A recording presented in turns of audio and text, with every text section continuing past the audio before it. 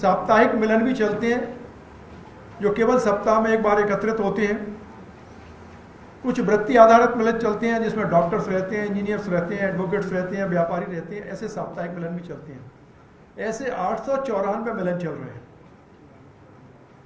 फिर ये स्वयंसेवक और संघ के समविचारी संगठन मिलकर समाज परिवर्तन का भी काम करते हैं। हर शाखा को कुछ बस्तियां सौंपी जाती हैं, उन बस्तियों में जाकर आप सेवा के काम करिए। तो ऐसी 715 बस्तियों में से 232 शाखाएं इस काम को कर रही हैं। 445 बस्तियों में सेवा कार्यों का संचालन हो रहा है। 380 बस्तियों में स्वयंसेवकों का नियमित संपर्क होता है। समाज परिवर्तन के काम करने के लिए योग स्वयंसेवक तैयार हों, इसलिए उनके प्रशिक्षण कार्यक्रम होते हैं। अभी 2 वर्ष पहले तक जो संघ की प्रशिक्षण की पद्धति थी, प्राथमिक 7 दिन का, पर प्रथम वर्ष, द्वितीय वर्ष और तृतीय वर्ष, अब उसमें परिवर्तन हुआ है। प्राथमिक के पहले 3 दिन का प्रारंभिक, फिर 7 दिन का प्राथमिक, उसके बाद संघ शिक्षा वर्ग। संघ शिक्षा वर्ग के बाद यह देखा जाता है कि इसमें प्रशिक्षित व्यक्ति ने कितने समय तक दायित्व लेकर सक्रियता दिखाई, तो उसको आगे प्रशिक्षण की व्यवस्था की जाती है।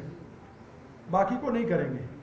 तो अगले को कहते हैं कार्यकर्ता विकास वर्ग 1 और कार्यकर्ता विकास वर्ग 2। कार्यकर्ता विकास वर्ग 2 हमेशा नागपुर में होता है।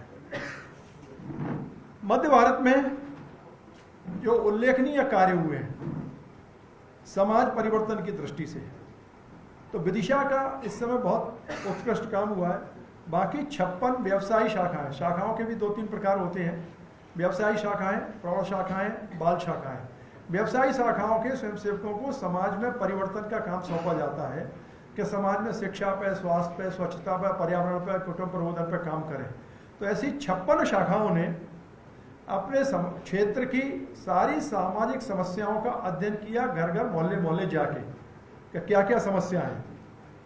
साथ में समाज के ऐसे लोग जो संघ से सीधे नहीं जुड़े पर समाज परिवर्तन की इच्छा रखते हैं या काम करते हैं, उनसे भी संपर्क किया गया और इनके माध्यम से फिर समस्याएं चिन्हित की, जिसमें नशा, सरकारी विद्यालयों में बच्चों की उपस्थिति कम, गौरक्षण, नर्मदा जी का संरक्षण, सिंगल यूज प्लास्टिक पर कार्य, फलदार वृक्षों की कमी, लव जिहाद, धार्मिक जागृति का अभाव, संस्कारित शिक्षण की कमी, अस्वच्छता, इस प्रकार 103 समस्याएं उन्होंने शिक्षित की और इस पर काम करना प्रारंभ किया बांट के।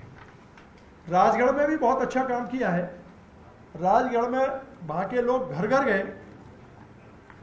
लगभग 9000 परिवारों में उन्होंने संपर्क किया और उन 9000 परिवार में जाकर समाज परिवर्तन के दृष्टि से, सामाजिक परिवर्तन के दृष्टि से 13 अक्टूबर से लेकर 11-26 जनवरी के बीच में पंच परिवर्तन का मतलब कुटुंब प्रबोधन, संस्कारित परिवार, पर्यावरण, प्लास्टिक से मुक्ति, वृक्षों का रक्षा करना और जल की बचत और जल का स्रोतों का संवर्धन, परिरक्षण करना। इसमें गए वो, साथ में बाबा साहब अम्बेडकर, महर्षि वाल्मीकि, संत रविदास जी के चित्र लेकर गए।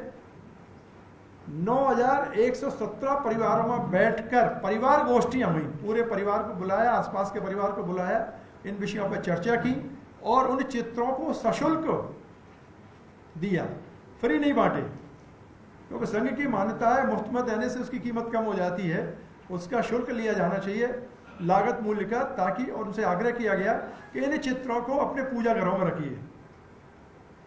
इसमें 17,323 मातृशक्ति, 26,787 पुरुष, 7,297 बालक बालिकाएं, इस प्रकार 51,407 लोगों ने भाग लिया। 5400 परिवार में चित्र विक्रय किए गए। तो ऐसा मध्य भारत में ये काम हुआ है।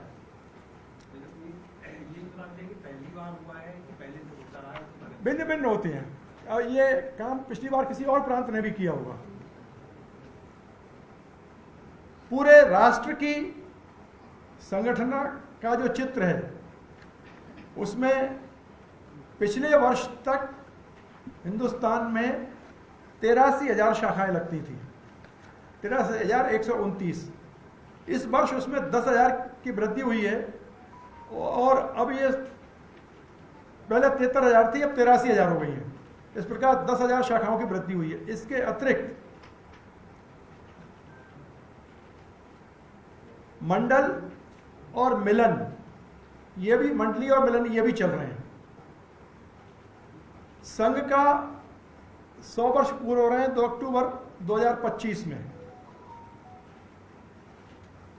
1925 में संघ प्रारंभ हुआ था। यद्यपि बार बार संघ में अंदर ये चर्चा होती है, परम पूजनीय सरसंघ चालक जी भी कह चुके हैं, अंदर भी बातचीत हुई कि जिन्होंने संघ प्रारंभ किया था उनका उद्देश्य था कि ये सारा सामाजिक परिवर्तन और हिंदू समाज का संगठन अपने सामने ही होना चाहिए। और 100 वर्ष हो रहे हैं, ये बहुत प्रसन्नता का विषय नहीं है। इसका मतलब ये कि हमारे परिश्रम में कुछ कमी है, हमको और ज़्यादा तेजी से काम करना चाहिए, क्योंकि पूरे समाज को संगठित करके, संस्कारित करके, चरित्रवान करके और इस राष्ट्र को परम वैभव शिखर पर पहुंचाना है, तो और बहुत काम करने की आवश्यकता है। समाज में समस्याएं भी बहुत हैं, इसलिए उसकी एक योजना बनाई है कि शताब्दी वर्ष में हम लोग क्या क्या काम करेंगे। और ये केवल शताब्दी वर्ष में नहीं करेंगे, शताब्दी वर्ष में गति से करेंगे, पर ये हमारे स्थायी काम रहेंगे। विजयादशमी को अधिकतम स्थानों पर गणवेश में कार्यक्रम होंगे। प्रयास ये खंड माने तहसील तक हो और संभव हो तो मंडलों तक हो।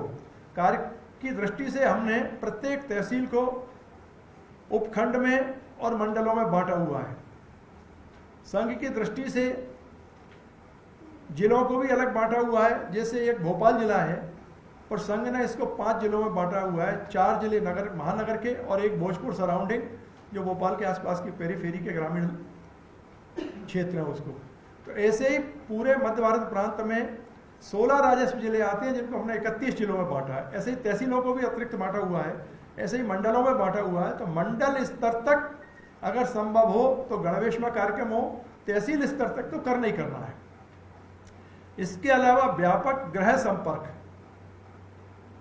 प्रत्येक हिंदू परिवार में जाकर, जैसे राम मंदिर के लिए किया था, जैसे अक्षत वितरण के लिए किया था, तो संघ के स्वयंसेवक प्रत्येक हिंदू परिवार में जाकर संपर्क करेंगे और उनको समाज के बारे में बताएंगे। इसी प्रकार सभी मंडल और बस्तियों में हिंदू सम्मेलन होंगे। हिंदू सम्मेलन में समाज की समस्याएं, पंच परिवर्तन, परिवारों में संस्कार, पर्यावरण की चिंता, जल की चिंता, स्वच्छता की चिंता, इस सब बारे में आपका क्या सहयोग हो सकता है, इस प्रकार लोगों को जागृत करना और सहयोग मांगना। इसमें समाज की सारी सज्जन शक्ति जो अपने अपने स्तर पर अच्छा काम कर रही है, जिनके मन में समाज परिवर्तन की बात है, चाहे धार्मिक संस्था हो, चाहे शैक्षणिक संस्था हो, चाहे सामाजिक संस्था हो, उनका भी सहयोग लिया जाएगा। सद्भाव बैठक, समाज के सभी जाति प्रमुखों के साथ बैठकर खंड स्तर तक और मंडल स्तर तक अपने अपने समाज पर सब गर्व करें, जिस भी समाज के हों, पर उतना अहंकार नहीं आना चाहिए कि शेष लोगों को अपने से छोटा मानने लगे। एक बात। फिर अपने समाज में क्या अच्छा चल रहा है इसकी चर्चा, क्या बुरा चल रहा है उसके उन्मूलन के लिए क्या प्रयास हो रहे हैं। फिर सारे समाज मिलकर समाज परिवर्तन के लिए क्या काम कर सकते हैं, व्यसन मुक्ति के लिए, पर्यावरण के लिए, अशिक्षा मुक्ति के लिए, इस सब के लिए सारे समाज मिलकर क्या काम कर सकते हैं। सारे महापुरुष सारे समाजों के हों, महर्षि वाल्मीकि केवल एक समाज के हो जाएं,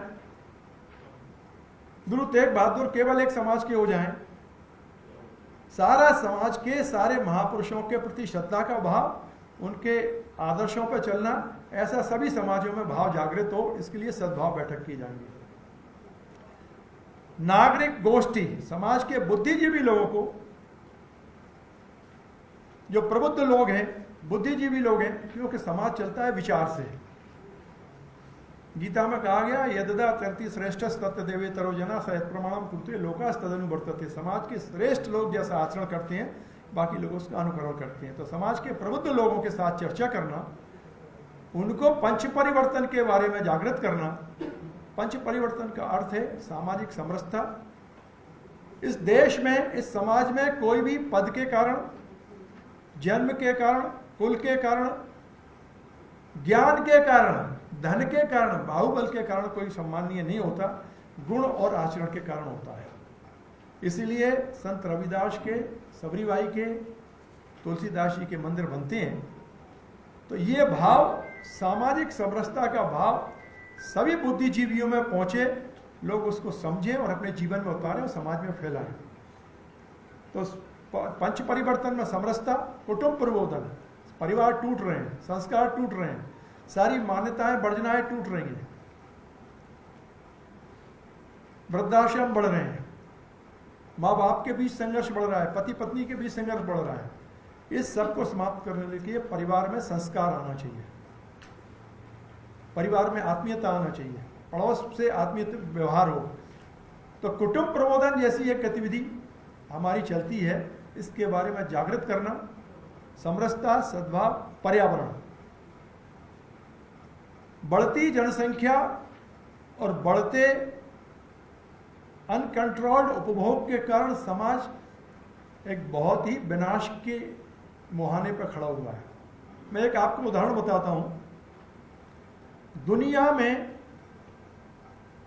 कुल पानी का 97.5% खारा पानी है जो समुद्र में भरा है, केवल 2.5% मीठा पानी है। उस 2.5% का 4% हिंदुस्तान में है और हमारी आबादी दुनिया की 17% है। पानी 4% है और आबादी 17% है।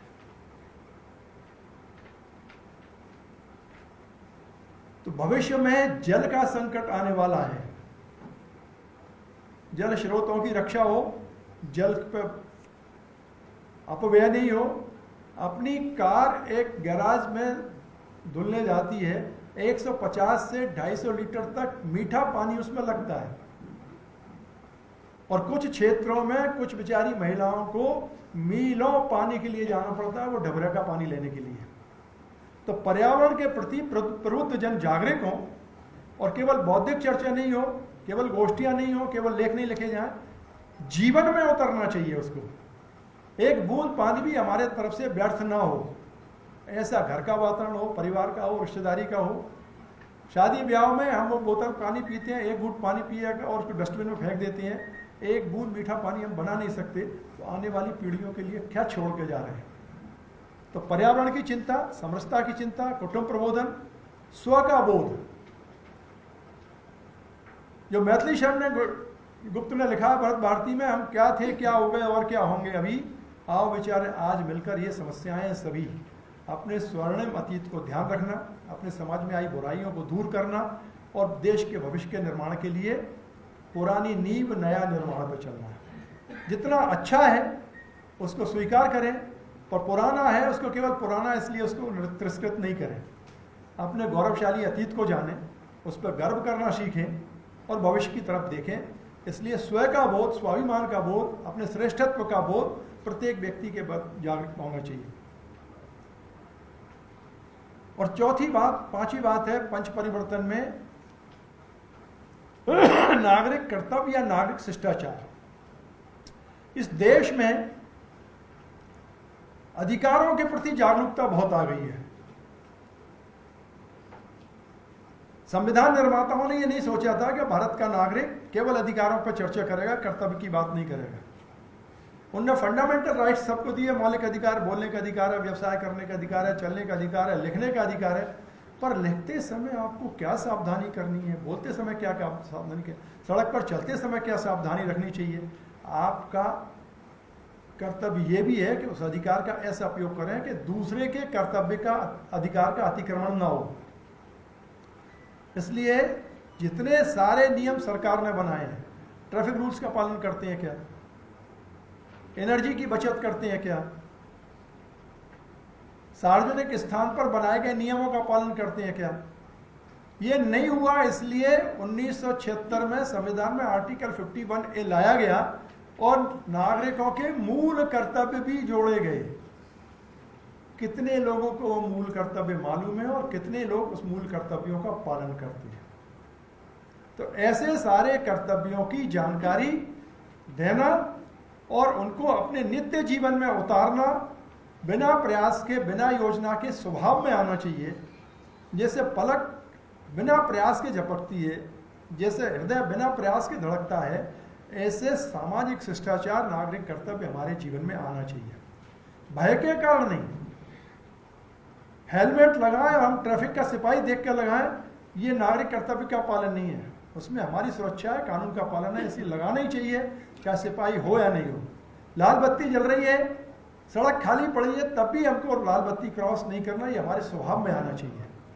तो ऐसे नागरिक कर्तव्यों के प्रति समाज को जागरूक करना, समाज को शिक्षित करना, समाज के जीवन में उतारना, इसके लिए प्रबुद्ध जन की गोष्ठियां जगह जगह जिला स्तर तक करेंगे हम।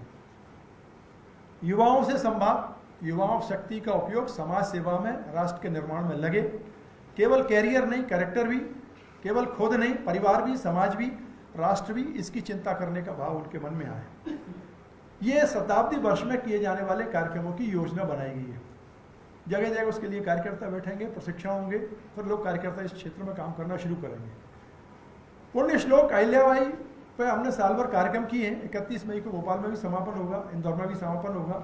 उनके व्यक्तिगत जीवन जितना गौरवमयी रहा है, स्वर्णमयी रहा है, जितना लोक कल्याणकारी रहा है, जितना सत्ता के प्रति निरपेक्ष रही, वो सत्ता पर बैठने के बाद भी इतने साल राज्य किया, पर सत्ता का भाव उनके मन में नहीं आया। उनका ये शंकर जी का राज्य, मैं तो केवल इसकी कस्टोडियन मात्र हूँ।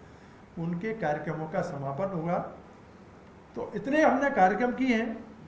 प्रांत के केवल शासकीय जिलों पर करने थे, प्रांत के शासकीय 16 जिलों में 273 व्याख्यान हुए, 32,404 लोग उपस्थित हुए, जिसमें मातृशक्ति 14,487 थी, 17,917 बंधु उपस्थित थे। विद्यालयों में 496 स्थानों पर व्याख्यान हुए। मुरैना में मंदिरों की स्वच्छता का अभियान लिया गया। गुरुग्राम में देवी अहिल्याबाई होलकर के जीवन चरित्र पर आधारित नाटक का मंचन हुआ। अशोकनगर, राजगढ़, सीहोर में शोभा यात्राएं निकाली गईं। नर्मदापुर में शिल्पकारों द्वारा निर्मित उत्पाद की प्रदर्शनी की गई।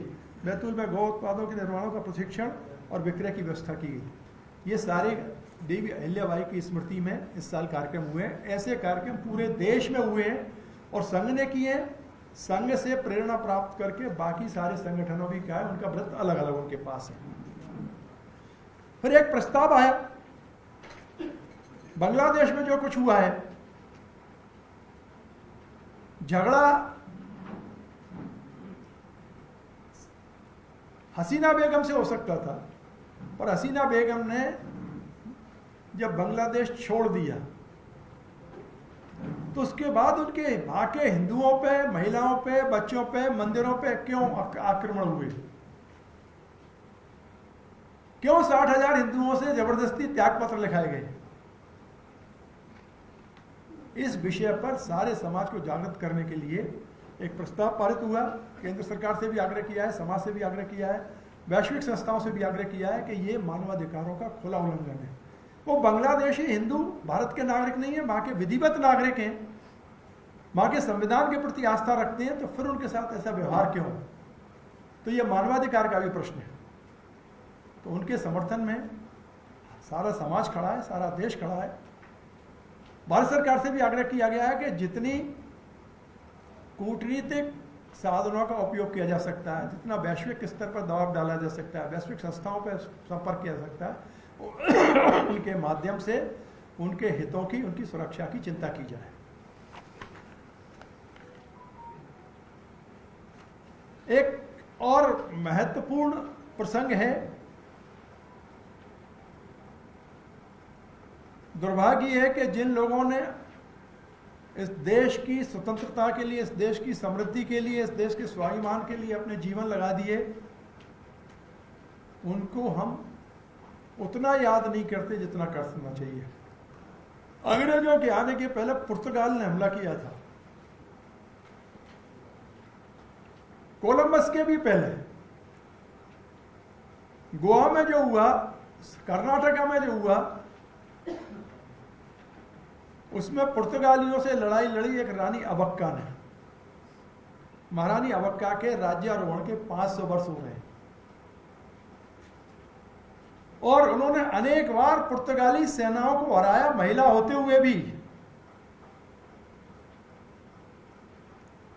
भारत सरकार ने उनकी स्मृति में 2003 में डाक टिकट भी जारी किया था। 2009 में अपने कोस्टल जो फोर्स है, उसने गश्ती बोट का नाम भी अबक्का रखा। आज ये वर्ष उनके राज्यारोहण का 500 वर्ष है, इसलिए उनको भी संघ ने स्मरण किया है, श्रद्धा सुमन अर्पित किए, समाज से आग्रह भी किया है कि महारानी अवक्या के जीवन से प्रेरणा लें, उनको जानें। और भी कुछ थोड़े से महत्वपूर्ण कार्य संघ ने किए हैं। कुंभ में जितने लोग गए, जैसे गए, व्यवस्था वो सरकार की व्यवस्था अलग बात है, संघ की भी एक बड़ी भूमिका थी। सक्षम, आरोग्य भारती, ऐसे सेवा भारती, इन सब ने मिलकर वहां एक नेत्र कुंभ बहुत बड़ा पांडाल और मुफ्त में वहां के यात्रियों के, सन्यासियों के नेत्र के परीक्षण, उनको निःशुल्क चश्मे का वितरण, आवश्यकता हुई तो कैटरेक्ट के ऑपरेशंस भी। 2,37,964 लोगों ने इसका लाभ उठाया नेत्र परीक्षण का। 1,63,652 को निःशुल्क चश्मे दिए गए और 17,069 लोगों को निःशुल्क कैटरेक्ट के ऑपरेशन किए गए। 53 दिन तक यह नेत्र कुंभ चला, जिसमें 300 नेत्र विशेषज्ञों ने निःशुल्क बिना पारिश्रमिक के अपनी सेवाएं वहां दी, अपने अपने हॉस्पिटल से छुट्टी लेकर या अपने अपने अस्पताल छोड़कर। उनके सहयोग के लिए संघ के 2800 स्वयंसेवक पूरे समय उनके साथ रहे। एक और अभियान चलाया था। कुंभ में करोड़ों लोग इकट्ठे होते हैं, उनके भोजन की व्यवस्था, पर प्लास्टिक में खाते हैं, कागज में खाते हैं, कहीं फेंकते हैं, वो पन्नी और पत्तलें उड़ती घूमती हैं। तो संघ ने एक अभियान चलाया था कि हमको स्वच्छ रखना है, पर्यावरण युक्त कुंभ होना चाहिए। तो थैला थाली अभियान, अपने भोपाल से भी 28,000 थालियां हमने भेजी थी, लोगों से आग्रह किया एक थैला एक थाली। और इस प्रकार पूरे हिंदुस्तान से 14,17,664 थालियां और 13,46,128 थैले वहां के साधु संतों को उनके शिविरों में जाके वितरित किए गए कि महाराज जी पत्तलों मत खाओ, इसी को खाओ, इसको साफ करके अपने पास थैले में रखो। उसका परिणाम ये हुआ 85% कचरा नहीं हुआ। तो स्वच्छता की दृष्टि से यह पर्यावरण का बहुत बड़ा काम हुआ था। एक एक घर से एक एक व्यक्ति से, कुछ लोग ज्यादा कर सकते थे तो उनसे कहा कि हमारे यहाँ से इतनी थाली ले लो। ऐसा पूरे हिंदुस्तान से थाली एकत्रित करके भेजी। कुछ लोगों को उसमें लगा कि ये कौन लाया है, कैसे लाया है, फिर साधु संतों से उसके लिए काउंसलिंग की गई, समझाया गया, उनको विनम्रता से प्रार्थना की गई, तब जाके ये अभियान सफल हुआ और स्वच्छ कुंभ का लाभ सब लोगों ने लिया। संघ की दृष्टि से भी जैसे मैंने बताया कि हमारे शिविर लगते हैं। एक ऑनलाइन आरएसएस ज्वाइन करते हैं। वैसे तो आरएसएस ज्वाइन करने के लिए संस्थान जाना पड़ता है, और जिसने एक बार ध्वज को प्रणाम कर लिया, मानते हैं कि वो स्वयंसेवक है, चाहे वो फिर शाखा में उसके बाद आए चाहे ना आए, वो हमारे लिए स्वयंसेवक है। पर कुछ लोग जो प्रत्यक्ष नहीं आते, उनके लिए ऑनलाइन ज्वाइन करने की व्यवस्था की गई है। वो ज्वाइन आरएसएस है, उसमें आप लॉग ऑन करेंगे, उसकी एप्लीकेशन आएगी, आपका डिटेल्स भरना पड़ेगा, डिटेल्स आप सबमिट कर देंगे तो वहाँ से ओटीपी आएगा, फिर आपको टाइम मिलेगा, फिर आपको बुलाया जाएगा, फिर उनके शिविर लगते हैं। तो 2012 से अभी तक 12,72,453 लोगों ने उस एप्लीकेशन पे जुड़कर संघ से जुड़ने की रुचि दिखाई है, जिसमें 46,000 से अधिक महिलाएं। तो संघ का जो लक्ष्य है, शताब्दी वर्ष में हर गांव में संघ किसी ना किसी रूप में पहुंचे। प्रत्यक्ष शाखा लगे, मिलन हो सकता है तो मिलन लगे, मंडली हो तो मंडली लगे, यह भी नहीं हो सकता तो कुटुंब प्रबोधन का काम हो, पर्यावरण का काम हो, स्वच्छता का काम हो, समरसता का काम हो, आदर्श ग्राम का काम हो, कोई भी ना कोई काम हर गांव में होना चाहिए। ये शताब्दी वर्ष में संघ का प्रयास रहेगा, उसके लिए योजनाएं बनेंगी और लोग सक्रिय होंगे। धन्यवाद। आपको जो पूछना पूछ सकते हैं।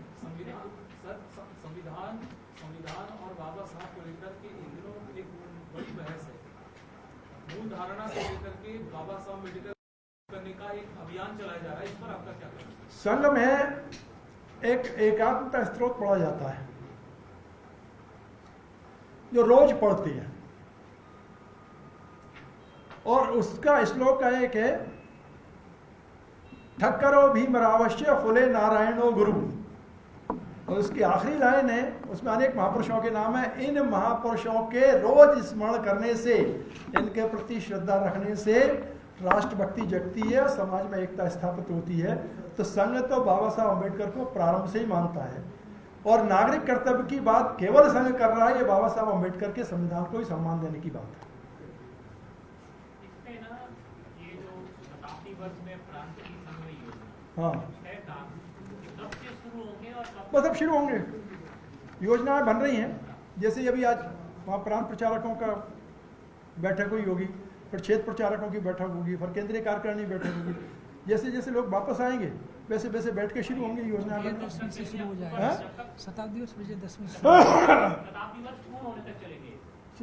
26 तक, 2 अक्टूबर 25 से शुरू करेंगे और विजयादशमी 26 तक, पर ये केवल 26 पे जाके इसका एंड नहीं होने वाला है, गति से इसको चलाना है। 26 के बाद भी ये कंटिन्यू रहेंगे। 2 अक्टूबर से शुरू हो जाएंगे। 2 अक्टूबर से शुरू हो जाएगा। 2 अक्टूबर को स्थापना वर्ष हमारा, स्थापना दिन है। 31 मई को जो है किंग्स ऑफ द जयंती है उनकी, महारानी लक्ष्मीबाई।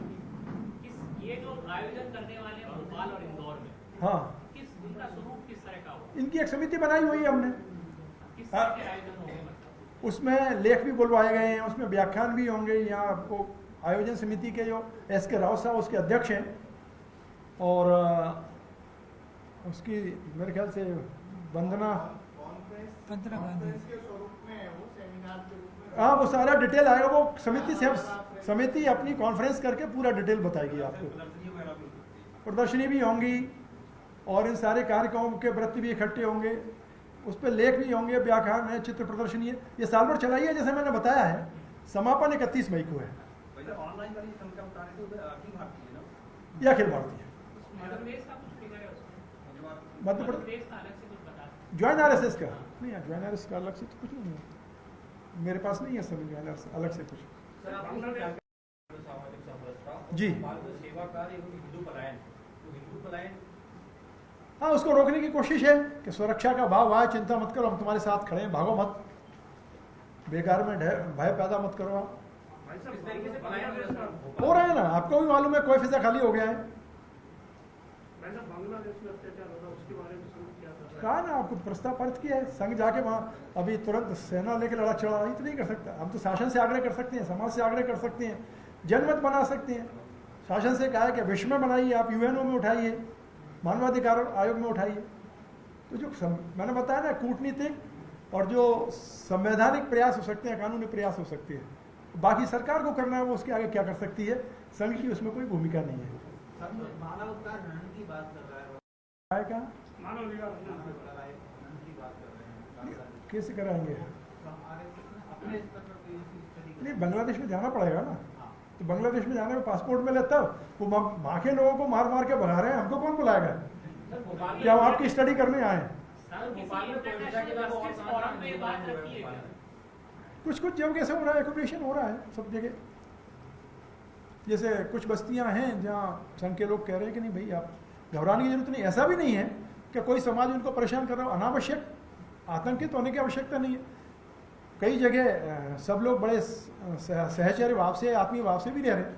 इसलिए अकारण कहीं किसी घटना को घटित होने का भय आप अपने मन में पाल के और अपन आतंकित रहने लगे, ऐसी आवश्यकता नहीं है।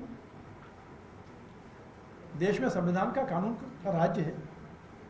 जी सर, इस वक्त का मानवाधिकार 2 घंटे हो गए हैं और ये बात उठी दिल्ली से, और बीजेपी विधायकों ने इस बात को कहा है कि नवरात्रि में मांस की दुकानों को बंद हो जाना चाहिए। जी बंद सुनिए पहले, एक तो ये प्रेस कॉन्फ्रेंस केवल बेंगलोर की मीटिंग तक सीमित है। दूसरा, बीजेपी के संबंध में मेरे को बोलने का ना कोई अधिकार है, ना मेरा क्षेत्राधिकार है। और संघ का बीजेपी के कार्यकलापों से कोई लेना देना नहीं है। संघ की बात करेंगे, हमने संघ की आपको विज्ञप्ति दी है, संघ की ही चर्चा करेंगे। संघ के संबंध में जो चर्चा करनी है वो करें। सर, लेकिन बात तो धर्म से भी जुड़ी हुई है यहाँ पर। संघ अपने स्तर पर कोई स्थानीय इकाई कर रहे होंगे तो कर रहे होंगे, विरोध करते हैं कई जगह नहीं करते, बजरंग दल वाले कर रहे होंगे, विश्व हिंदू परिषद वाले कर रहे होंगे। संघ नहीं, विश्व हिंदू परिषद का अलग संविधान है, उनके अलग अध्यक्ष चुने जाते हैं, अलग संगठन मंत्री होते हैं, उनके अलग कार्यकलाप है, उनका अलग कार्यालय, सब विचार है। आप हमारे साथ जुड़ के और अपने मोहल्ले में 4 पेड़ लगा दें तो आप हमारे नहीं हो गए, हमारा काम कर रहे हैं, हम इस पर प्रसन्न हैं। आज एक बड़ी चुनौती निश्चित रूप से तो उसको लेकर के संघ अपनी भूमिकाएं तो अदा करता है, लेकिन समाज से क्या अपेक्षा? समाज का सहयोग चाहिए, इसलिए वो प्रबुद्ध जनगोष्ठी होगी, इसलिए कुटुंब प्रबोधन है कि अपनी बच्चियों को महारानी लक्ष्मीबाई, दुर्गावती, इनको बताइए हुआ क्या है। उसमें लव जिहाद तो एक परिणाम है, कारण में अपने को जाना पड़ेगा। जो भोगवाद की संस्कृति आई है, संस्कारों के क्षरण हुआ है, परिवार टूट रहे हैं, एकल परिवार हो गए हैं, दादा दादी नाना नानी का जो संरक्षण, स्नेह और संस्कार मिलते थे वो समाप्त हो गए हैं, परिवारों में संवाद समाप्त हो गया है, पति पत्नी व्हाट्सएप पे बात कर रहे हैं, तो उसका परिणाम बच्चों पे है। उसमें एक कारण लव जिहाद भी है, बच्चियां भी संस्कारित नहीं है, बच्चियों के आदर्श आज की तारीख में मीरा और अहिल्या नहीं है, उनके आदर्श पद्मावती भी नहीं है, उनका अहिल्याबाई भी नहीं है, तो उसका परिणाम बच्चों को सब केवल लव जिहाद की बात नहीं है। अभी आपने देखा होगा कि दिल्ली में एक बच्चे ने अपने बाप को 35 चाकू मारे थे आज से 2 साल पहले, वो तो लव जिहाद की घटना नहीं थी, संस्कारों की कमी है। इसलिए कुटुंब प्रबोधन एक जो गतिविधि है उसको हम लगातार काम कर रहे हैं समाज में बैठ के, इसलिए प्रबुद्ध जन की गोष्ठी होगी कि सब समाज का है ये केवल संघ का विषय नहीं है। आप संघ में ना भी आए पर आपने अपने बच्चों को संस्कारित कर दिया। मैं एक आपको उदाहरण बताता हूं, कुछ साल पहले दिल्ली में चीफ जस्टिस ऑफ इंडिया के रूप में जस्टिस आर.सी. लाहौटी साहब ने शपथ ली। मैंने वो दृश्य देखा है अशोक हाल में, सारी गैलेक्सी बैठी हुई थी, राष्ट्रपति जी ने शपथ दिलाई। शपथ दिलाने के बाद वो आर.सी. लाहौटी साहब गए और फ्रंट रो में बैठी अपनी माताजी के सामने बैठे, घुटनों पे जमीन पर टिकाए, हाथ टिकाए और सिर उनके पैरों पर रखा। ये संस्कार परिवारों में आएगा तो समस्याएं सॉल्व होंगी। तो बच्चों को संस्कारित करने की आवश्यकता है। आप नहीं सिखाओगे तो फिर आनंद धाम जैसी और संस्थाएं आपको खड़ी करनी पड़ेंगी। इसलिए कुटुंब प्रबोधन इतनी बड़ी क्या खाते हैं, क्या पीते हैं, कैसे बैठते हैं, बड़ों का कैसे सम्मान करते हैं, मोहल्ले में कैसे व्यवहार करते हैं, रात में क्या देखते हैं, ये सब संस्कार आपको देने पड़ेंगे। इसलिए लव जिहाद हो, दारू पीना हो, कोकीन लेना हो, ये सब उसके परिणाम हैं। मूल कारण पर जाना पड़ेगा कि संस्कार प्रणाली हमारे परिवारों की समाप्त हो रही है, उसको पुनर्जीवित करने की आवश्यकता है। हिंदू सम्मेलन में लोगों को एकत्रित करेंगे और समाज अपनी समस्याओं का खुद समाधान कर रहे हैं। आपके मोहल्ले में सफाई है तो शासन पर की तरफ मत देखिए कि वो सामने वाला 11 बजे झाड़ू लगाने आएगा, तब तक गंदगी आपके सामने पड़ी रहेगी। आपका अपना नगर है, आपका अपना घर है, आपके परिवार में कोई समस्या है, कोई बीमार है तो केवल एम्बुलेंस आएगी तभी उसकी चिंता करेंगे क्या? तो समाज में अपनी समस्याओं का, चाहे व्यसन हो, चाहे शिक्षा हो, चाहे स्वच्छता हो, चाहे आपसी तनाव हो, चाहे ईर्ष्या हो, चाहे संस्कारहीनता हो, चाहे अशिक्षा हो, सारा समाज अपनी समस्याओं का प्रत्यक्ष अप्रत्यक्ष सबका, संस्कारहीनता है, सबका खुद सक्षम होकर सामना करे, ऐसा एक भाव जागरण करने के लिए संघ केवल एक काम कर रहा है जो जामवंत जी ने हनुमान जी को कहा, पवन तने बल पवन समाना, का चुप साध रहा बलवान।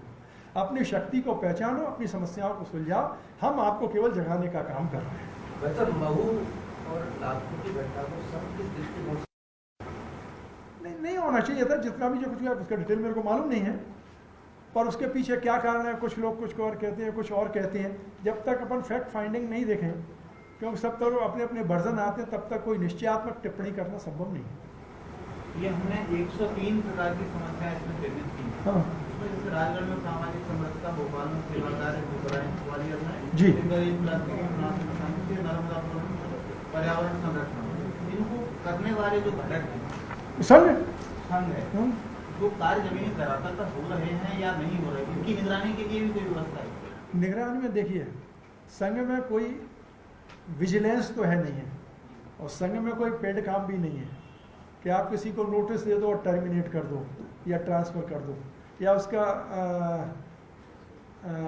इंक्रीमेंट रोक दो।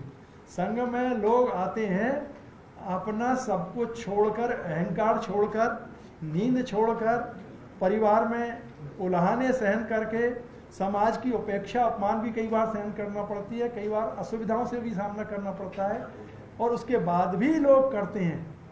तो वो लोग अपने आप काम कर रहे हैं, स्वप्रेरणा से काम करते हैं। हम तो केवल पूछताछ करते हैं, उनको प्रोत्साहित करते हैं, आगे बढ़ाते हैं। ऐसा वो कर लेते तो ज़्यादा ठीक रहता है, अपन को ऐसा करना चाहिए था, पर ऐसा नहीं किया इसलिए तुमको पनिश करेंगे, ऐसी कोई व्यवस्था संघ में नहीं है।